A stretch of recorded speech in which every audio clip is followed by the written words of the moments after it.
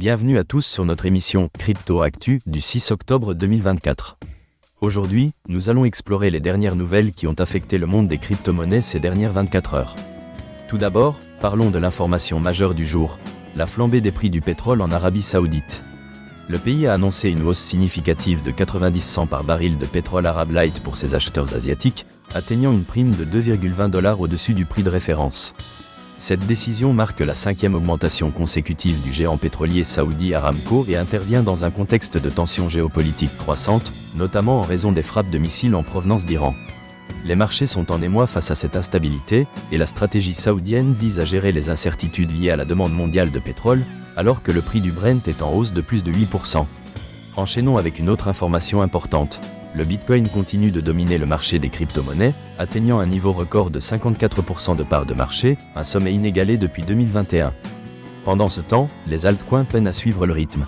Le Bitcoin semble de plus en plus représenter une valeur refuge pour les investisseurs. En revanche, la part de marché d'Ethereum a chuté à 13%.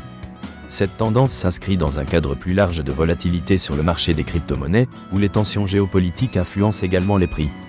Un autre point à souligner est que la France fait face à un endettement croissant, ayant récemment frôlé un déficit de près de 6% du produit intérieur brut.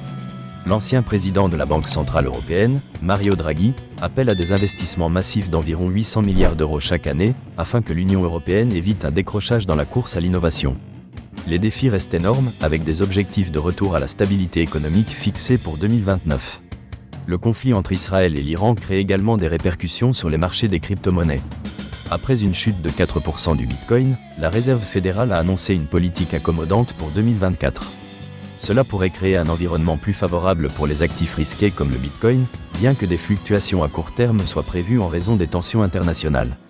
Enfin, dans l'univers des crypto-monnaies, Solana a récemment surpassé Ethereum en termes de volume de transactions.